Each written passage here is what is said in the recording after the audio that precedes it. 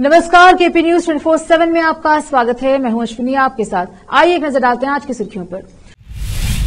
भारतीय राष्ट्रीय विद्यार्थी समिति द्वारा बीदर बस स्टैंड में सफाई की गई। बीदर जिला भारतीय जनता पार्टी लोकसभा चुनाव कार्यालय उद्घाटित। सीएम सिद्धरामैया ने कहा, कांग्रेस का घोषणा पत्र संघीय ढांचे की रक्षा करेगा।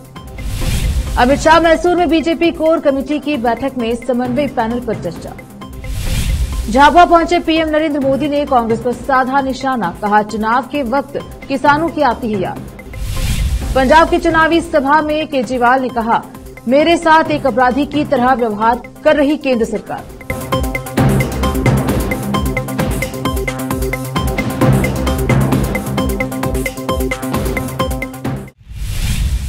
अब समाचार विस्तार से।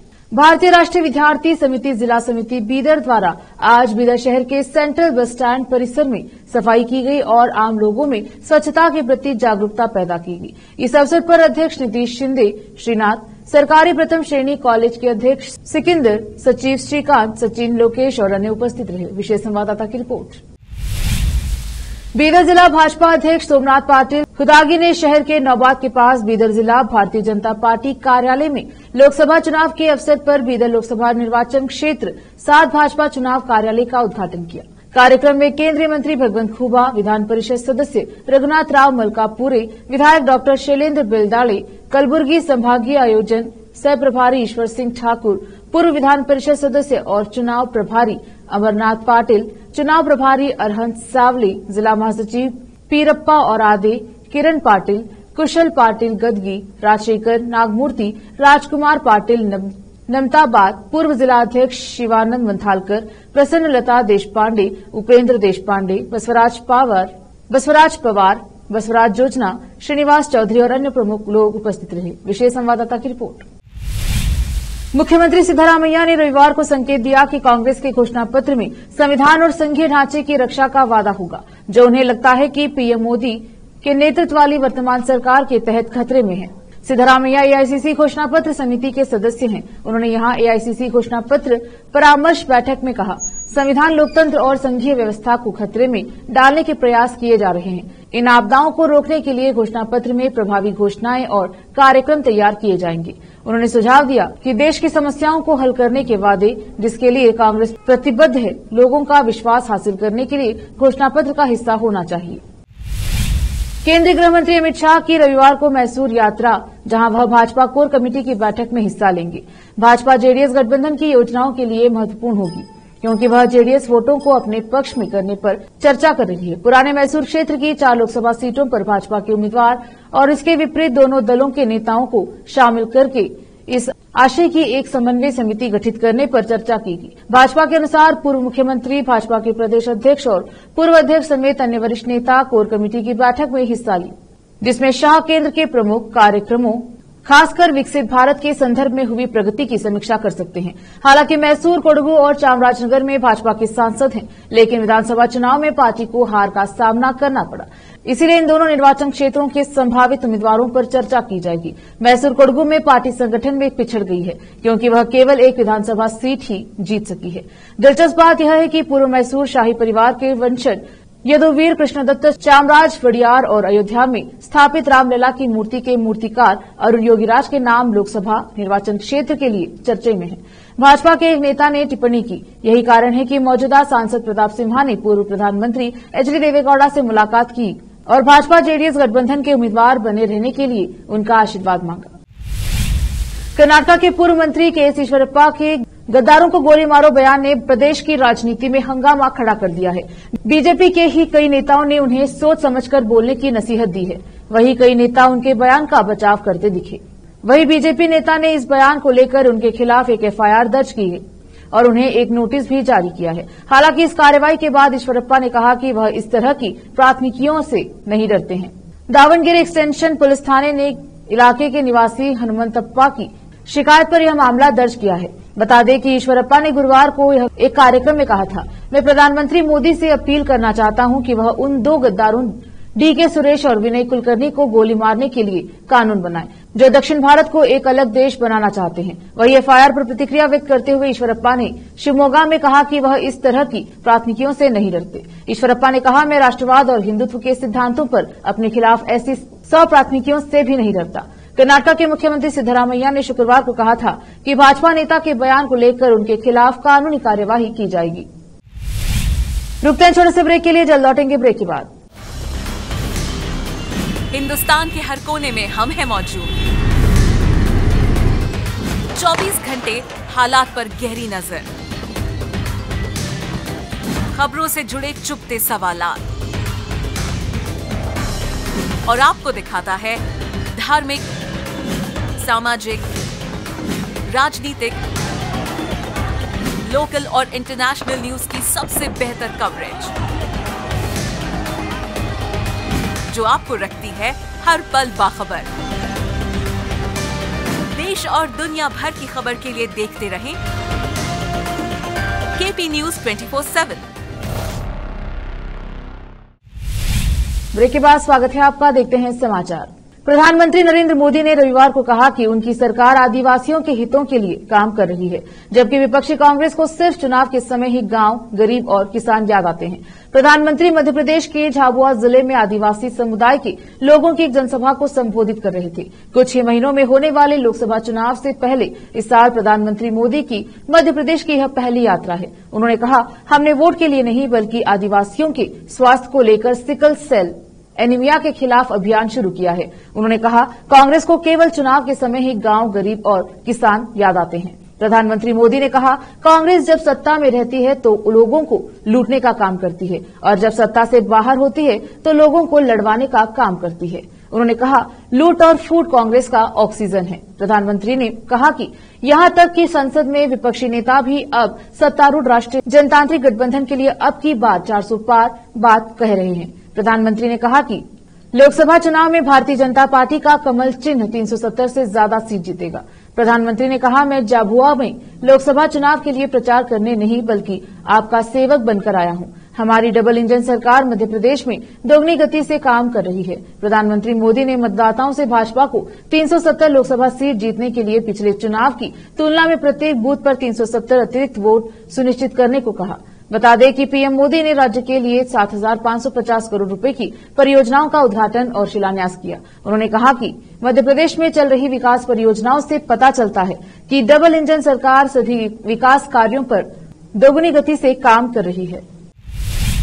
पंजाब के खडूर साहिब संसदीय क्षेत्र में एक जनसभा को संबोधित करते हुए आम आदमी पार्टी के प्रमुख अरविंद केजरीवाल ने कहा, कभी कभी मुझे लगता है कि मैं एक आतंकवादी हूं। दरअसल केजरीवाल ने सीबीआई समन, ईडी नोटिस और पुलिस नोटिस को लेकर ये बात कही। उन्होंने कहा कि वे हर दिन मेरे खिलाफ नए आरोप लगाते हैं, कभी सीबीआई समन, कभी ईडी नोटिस, कभी पुलिस नोटिस भेजते हैं। ऐसे में मुझे लगता है कि जैसे देश का सबसे बड़ा आतंकवादी। उन्होंने कहा कि केंद्र सरकार मेरे साथ एक अपराधी की तरह व्यवहार कर रही है, वह मुझे झूठे आरोप लगाकर गिरफ्तार करवाना चाहती है। उन्होंने कहा कि जांच एजेंसियां बीजेपी के इशारे पर काम कर रही हैं और वह मुझे जेल में डालना चाहती है।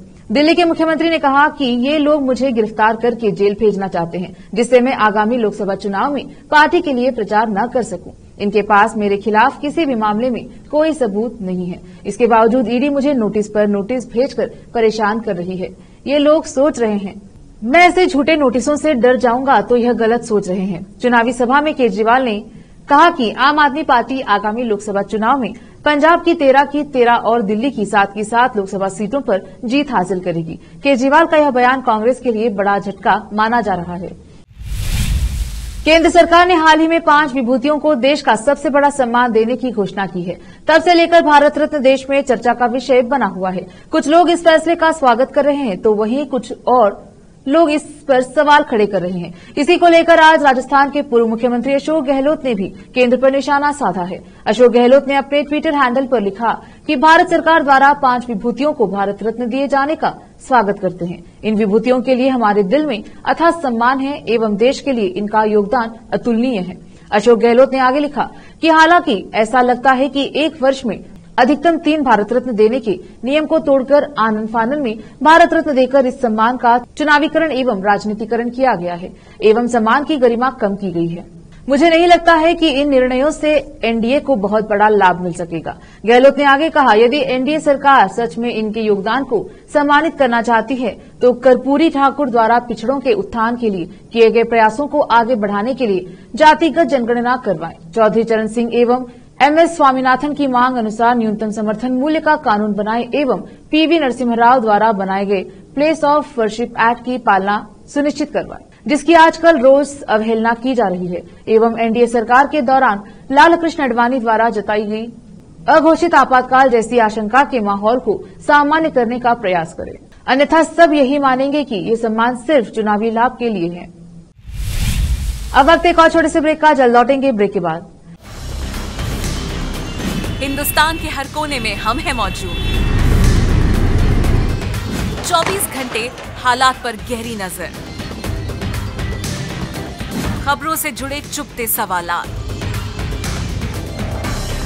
और आपको दिखाता है धार्मिक, सामाजिक, राजनीतिक, लोकल और इंटरनेशनल न्यूज की सबसे बेहतर कवरेज, जो आपको रखती है हर पल बाखबर। देश और दुनिया भर की खबर के लिए देखते रहें केपी न्यूज 24/7। ब्रेक के बाद स्वागत है आपका, देखते हैं समाचार। कांग्रेस पार्टी ने प्रमोद कृष्णन को पार्टी से 6 साल के लिए निष्कासित कर दिया है। इसके बाद अब आचार्य प्रमोद कृष्णन की पहली और कड़ी प्रतिक्रिया सामने आई है। उन्होंने कांग्रेस को 2 टूक सुनाते हुए अपने सोशल मीडिया अकाउंट एक्स पर एक पोस्ट शेयर किया है। उन्होंने लिखा, राम और राष्ट्र पर समझौता नहीं किया जा सकता है। इसके लिए साथ ही प्रमोद कृष्णन ने इस पोस्टर में राहुल गांधी को भी टैग किया है। बता दें कि बीते दिनों आचार्य प्रमोद कृष्णन ने पीएम मोदी से मुलाकात की थी। इस मुलाकात के बाद उन्होंने पीएम मोदी के साथ मीटिंग की तस्वीरों को भी शेयर किया और ट्विटर पर एक पोस्ट भी शेयर किया, जिसमें उन्होंने प्रधानमंत्री की खूब तारीफ भी की। इसी कारण कांग्रेस ने प्रमोद कृष्णन को तत्काल प्रभाव से 6 साल के लिए पार्टी से निकाल दिया। इस बाबत शनिवार को पार्टी महासचिव केसी वेणुगोपाल ने आदेश भी जारी किया। बता दें कि आचार्य प्रमोद कृष्णन को अनुशासनहीनता की शिकायतों और पार्टी के खिलाफ बार बार बयानबाजी करने के आधार पर कार्रवाई करते हुए पार्टी से निकाला गया। कांग्रेस पार्टी के राष्ट्रीय अध्यक्ष मल्लिकार्जुन खड़गे ने प्रमोद कृष्णन को पार्टी से बाहर निकालने के लिए उत्तर प्रदेश कांग्रेस कमेटी के प्रस्ताव को मंजूरी दी है। बता दें कि मोदी से मुलाकात के दौरान आचार्य प्रमोद कृष्णन ने पीएम मोदी को 19 फरवरी को कलिक धाम के शिलान्यास समारोह का भी निमंत्रण भी दिया है।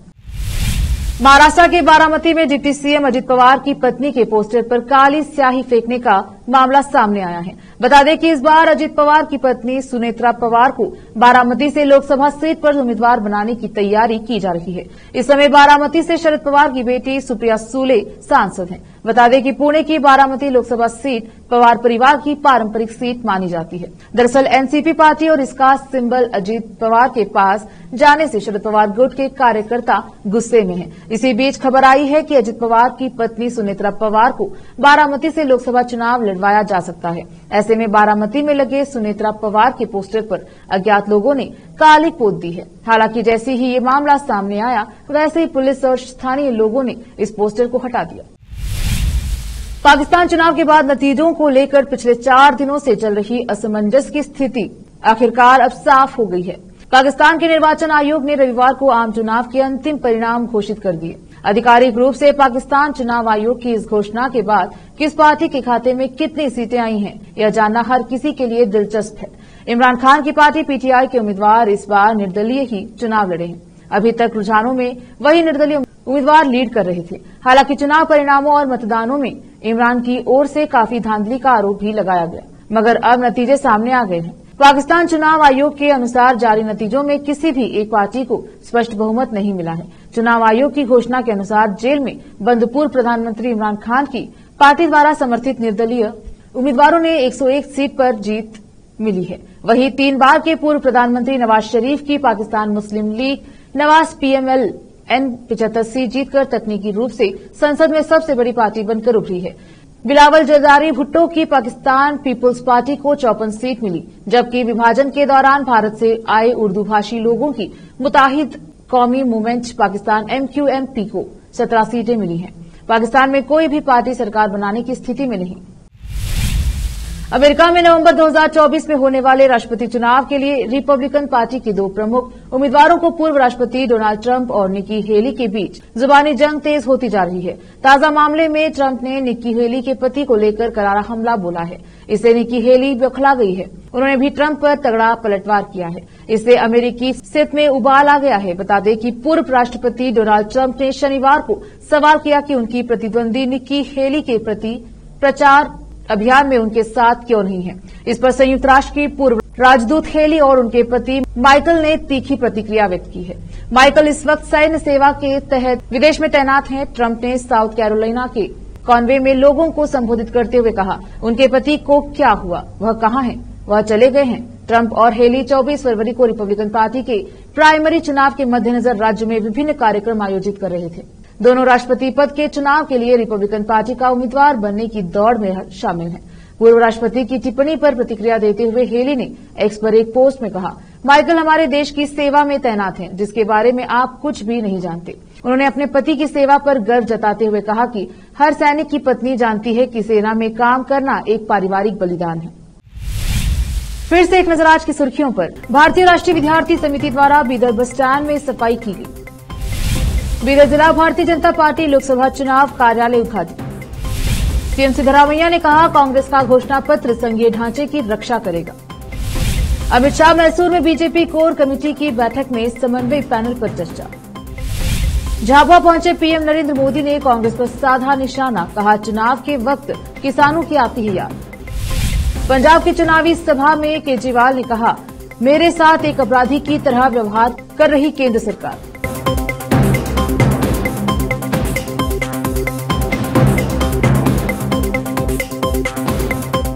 केपी न्यूज के बुलेटिन में आज इतना ही। देखते रहिए केपी न्यूज 24/7। धन्यवाद।